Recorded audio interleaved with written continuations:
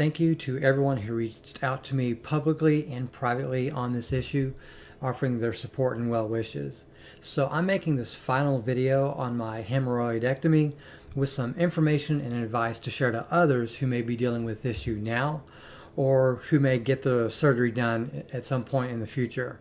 So the first thing I want to pass along to you is that you need to ask plenty of questions every chance you can at every step of the way, as that'll inform you as to what specifically you're dealing with and how your recovery process might occur. For example, I found out I had strangulated hemorrhoids as well as stage 4 hemorrhoids. And I had 3 hemorrhoids that were removed in total, and at least one of those were the strangulated ones that hurt so much. That was the one that was extended out of my body the most. My surgery also involved scalpel and scissors, though there are other types of procedures out there such as laser or infrared or band ligation where they use rubber bands and other methods. And I also found out there was no gauze or anything else that was left behind beyond the sutures or those surgical stitches that will dissolve in like a month or two. So these are the types of questions you want to ask to get this type of information so you have a better idea of what happened to you or what will happen to you, so on and so forth. And so these are the kind of things you have to be aware of. And now I'm going to give you a little bit of specific advice, not all of which will apply to everyone who's going to go through this, but I think a lot of the people who will go through the surgery will benefit from this information. I'm going to start out by explaining the one issue that happened to me multiple times that made this experience far worse for me than it should have been. And I feel this is something that everyone needs to make the biggest effort that they can to avoid from happening to themselves. The worst thing you can experience after your hemorrhoidectomy is constipation. Constipation is when either you have 3 or more days between bowel movements, especially if that kind of situation is consistent, and every 3rd day or so is when you're able to finally poop or whatever. And constipation is also anytime that you have to strain significantly to poop. Those 2 factors are essentially what make up this issue, and it can get worse, far worse than you realize, particularly after the surgery. The worst type of constipation is blockage. A blockage is when your waste has congealed into a mass too big to pass through your butthole, basically. So no amount of straining you do will make it pass. And worse than that, sooner or later, your body gets so backed up that essentially it forces the issue. And your body will not relent unless you actually pass that blockage. And you'll be unable to further break down this blockage because water no longer passes from above it, through it, and around it. So the bottom part of this blockage essentially becomes rock solid.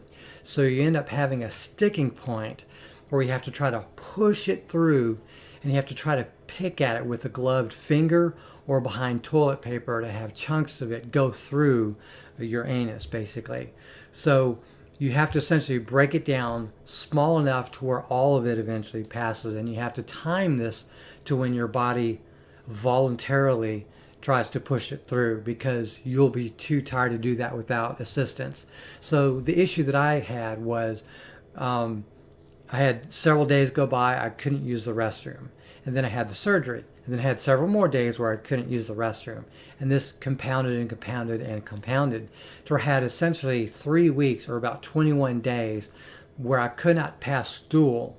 And because of that, my stomach hurt so much, and the body basically said, no, you've got to get it out, you've got to get it out.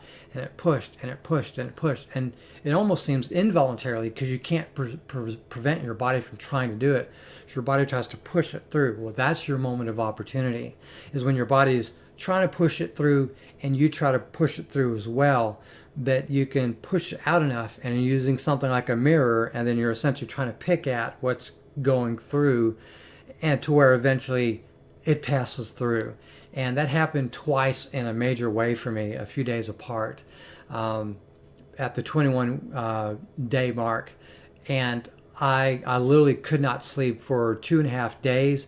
And that last time that occurred, I actually undertook a 3-day water fast where I didn't eat at all, and I only drank water, and I drank water as often as I could until I could get it to pass through that second time. So this is kind of information you need to know to prevent this from happening to you, because when it does, it's the worst thing you can imagine, because the nerves you have at this part of your body are very sensitive, and it hurts so much, and then you exhaust yourself, and your body keeps trying to force you to go every, I don't know, 2-3 minutes to 5 to 6 minutes, and you just get exhausted until you can get this to pass through, and then you're relieved for maybe a day or two, and then this will occur again and again until you eventually get all of the rock hard stool that's in your colon to pass through.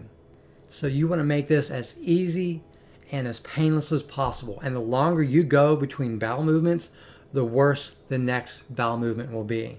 And I believe my blockage was caused by a few reasons, particularly stress and initially not pooping due to the injury that occurred at the first of the month.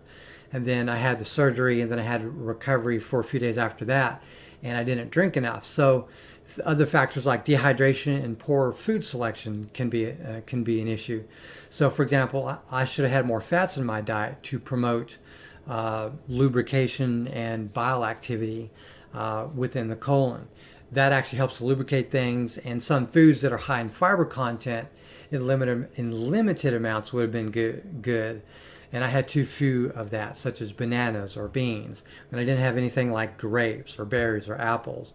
And I don't personally like prunes or raisins, but there are other options out there that I could have consumed immediately after the injury and then immediately after the surgery that would have made things easier for me. But in my case, I went 3 weeks or 21 days between bowel movements, and the blockage got so bad that basically it was the worst experience that I ever recall having. And I could feel the backed up food in my stomach. When I pressed my fingers against my belly, I could feel this added depth or breadth or width to my stomach, this bulk. It was really scary, because even though I got down to 149 pounds, I'm 5'9", I got down to 149 pounds after that 3-day water fast, I could still feel this additional mass in my stomach. And my circumference was at about 36 inches from my waist, even though it should have been closer to 34.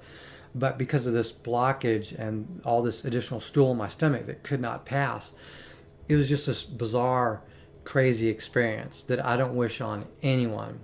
So now let's talk about what to do to prevent this constipation and especially the blockage.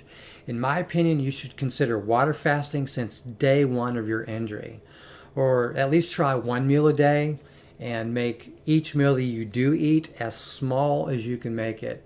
Between the stress of the injury, the surgery, and the recovery, and the dehydration of the time spent sleeping, in surgery, and in the recuperation, you will increase the chance of constipation and blockage.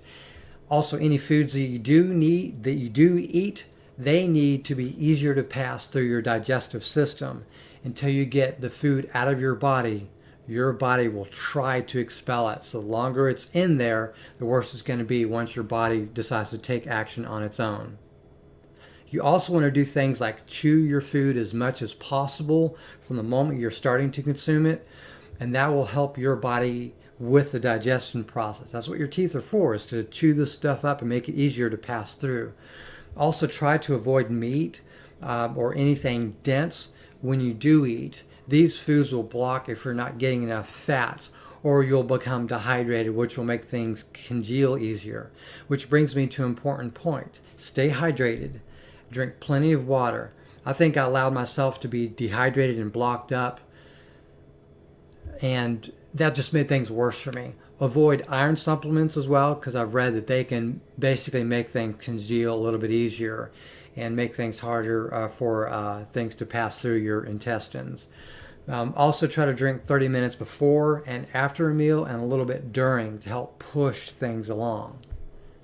Also eat high amounts of fat and low amounts of fiber once you're at that point where you actually have constipation. This might seem counterintuitive, but if you're sufficiently hydrated, the fats will allow the foods to slip through your colon. And the fiber could actually block foods if you get too much of it. And again, I'm pointing out this is if you already have constipation. I was told to take fiber, but I think that's more important to prevent the constipation in the first place, not deal with it once you have it. And I only had constipation once I had this injury, and I think I didn't want to poop because of the pain. And after the surgery, I just couldn't poop because I already had these blockages, and they just got worse and worse. So those are the things you want to keep in mind. Also avoid grains like bread and pasta, especially the processed ones like white bread and white pasta. You can have too much fiber if you're constipated, but you can also, basically have these issues because of these sort of highly processed foods. Avoid chocolate and dairy as well. And unripe bananas are not really good. You want to wait for them to ripen because they become softer and easier to pass. Also, you want to avoid things like peanut butter, not just chocolate. So Reese's Pieces is probably not your best thing, or any sort of candy or condiments of that sort once you're having this issue. Also, what you want to do is aim for foods like beans and legumes. Apples and blueberries are good. And something to help pass things along is a drink called Magnesium Citrate. You can get a little 10-ounce bottle basically and drink that every morning or early afternoon. And what you want to do is you want to either put ice in it or refrigerate it beforehand. And once you're done with it, drink a little bit of water afterwards. And to do things like brush your teeth and use mouthwash afterwards. Also, if you take a caffeine pill or a caffeinated drink, preferably with 0 calories, that'll help with blood flow and get things going. So those are things you want to do as well, just not too much caffeine. Maybe no more than 200 milligrams of caffeine, say 1 to 200 milligrams. An alternative you can get is you can get food grade Epsom salt and mix a teaspoon of that in, say, a liter of water. Also take stool softener pills, like I have some here that I take 3 times daily. One of these pills, though maybe not right at night just before you go to bed, because unless you're blocked up and you're trying to go through the night, you don't want to have that happen because it'll wake you up prematurely if perhaps you have some excess fluids or your body wants to pass it and you don't have that kind of issue. So you want to look at all these things and playing by ear. Do I currently have constipation? Is it bad enough to where I have a blockage and I can't go through? That's what you want to do, is try to make these right decisions at the right time. Or do you want to prevent yourself from having this, maybe take more fiber or whatever. So those are the kind of you want to look at before you have to go through the painful experience of trying to pass through a blockage. And 2 other bits of important information I want to pass along before I move on. The first bit, I sort of touched on it, but if you have a blockage and you cannot get it to pass, it's best that you pick at it through something like toilet paper or use a gloved finger, basically, as you poop it out. This is important because sooner or later you will have to get this out. And it's better to do it sooner than later because you may have to go to the hospital. I was this close to going to the ER to deal with this, but I was able to call a doctor, ask a lot of questions, and get to the bottom of this, pun not intended. So you may have to have your wife, husband, or significant other help you here. This may be embarrassing, but in my experience, it's the most painful and exhaustive occurrence of my life, and I'd rather you not go through this. And number 2, trust me when I say you want to avoid spicy foods or sauces. So just yesterday, and this is 26 days after the injury, 21 days or so after this, or 16, 17 days after the surgery, avoid these hot foods. Like I had hot wings yesterday, like afternoon for lunch, because I thought I could get away with it. Something I can always eat when I'm healthy and not have any issues. But last night my butt was on fire. So definitely give yourself as much time as possible to recover after the surgery before you eat any hot foods and sauces. Now let's talk about some of the physical things that you can do to make your life easier during this recovery period. Something I figured out after my surgery is that things could be more settled if I lay down on my left side. I could take longer breaks from the restroom, but if I laid on my right side, I could force myself to go to the restroom more. So I recommend that you lay on your left side where the ascending colon is to delay pooping and lay on your right side to speed it up, and that's where your descending colon is. So you also want to perform abdominal massages, preferably in the morning and the afternoon, down and then around the belly button and then in a clockwise motion. And you want to walk and stand up as often as possible throughout the day, as long as you have the strength to do so, to help move things downward. And you want to do something like assume I think it's called the Vajrasana yoga sitting position. It's also called the thunderbolt position, and this allows you to be upright when sitting on the sensitive area itself. You can also sit on the toilet in one of those donut seats to sit upright but not put any pressure where you hurt. Also, one reason why you want to do a sitz bath is there is less weight on that when you sit down on this contraption on the toilet.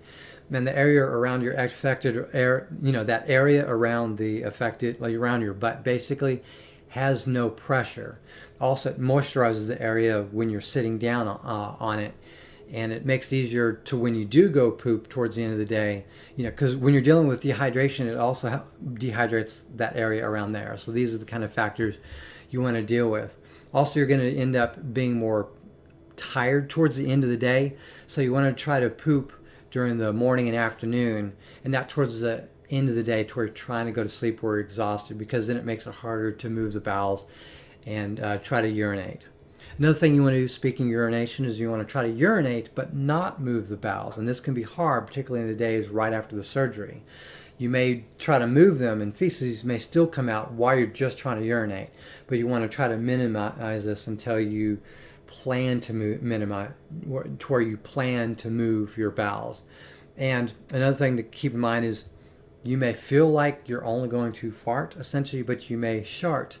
So you want to stand over the toilet when possible, when you have to essentially have flatulence or fart. Same thing when you urinate. You want to reverse your position to where you're urinating over the toilet, because it's often possible that some feces will come out at that time. So again, this is gross, but this is for these people that have to go through this sort of situation. You want to make this process easier for yourself.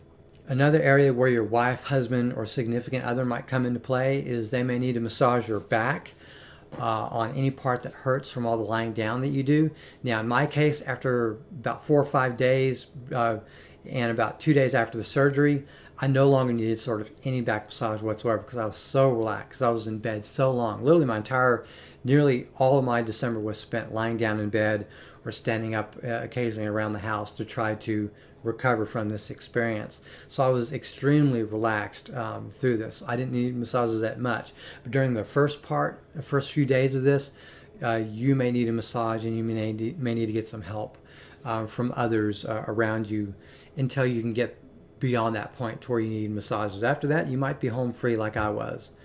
Another thing to realize is coughing hurts, so brace yourself for when you do cough. And I assume hiccups would hurt too, though maybe not as much, but I haven't experienced them, so I don't know for sure. But coughing definitely hurt me in the first, week or so after the surgery. Now I'm going to briefly talk about enemas, and if possible, you might ask for a water enema during the surgery, and this will give you more time during the recovery period before you have to perform your first bowel movement. Not only that, but enemas are harder after surgery, and you need help often with the enemas because it hurts too much, or you may not just be able to force yourself to push it through, whereas someone like your wife or whoever might be able to make more progress, such as in my case. For example, if you're to try to perform an enema before the surgery, it's a lot harder and hurts more than maybe several days after the surgery. So again, you have to play it by ear based on your particular circumstance, but you want to try to practice if possible before surgery if you're able to, and this will also minimize the amount of waste that's in your bowels for the surgery and then after the surgery, because after the surgery it's very easy to get constipation and blockages, and it's easier to lose track of time and not hydrate yourself properly, as such as it was for me, and the medication itself during the surgery and after the surgery might make it easier to get constipation. So an enema is important for moisturizing that blockage. And if you don't have blockage, you don't really need the enema as much, because the water and fats you consume will travel through the colon unimpeded. But once you get the blockage, those liquids will have a very hard time passing through it. So you want to get the bottom part of it dried out. So here's the blockage. The bottom part of it is what dries out, and that's where the enema becomes important. And you want to get it to where you don't have an issue with it passing without a lot of straining. So anyways, and you don't want to get to the point where you're having to push through, and then pick at it, such as my case. I had that twice. And then lastly, you want to I'm going to go more towards the odds and ends here as I'm wrapping up. You want to flush the toilet regularly. You'll find it's possible to clog it up with the excess toilet paper you're using over time, as you're constantly wiping your butt, basically, and as you poop a lot. It's possible to have too much in the bowl at one time, so keep an eye on how much stuff ends up in the toilet so you don't have to plunge it, particularly at an inopportune time. So that's basically going to do it for this exhaustive video. I hope this benefits you if you're thinking of going through this surgery, or you're going to go through it, or if you've already gone through it and you want to deal with the issues. So thank you very much for watching, and have a great day.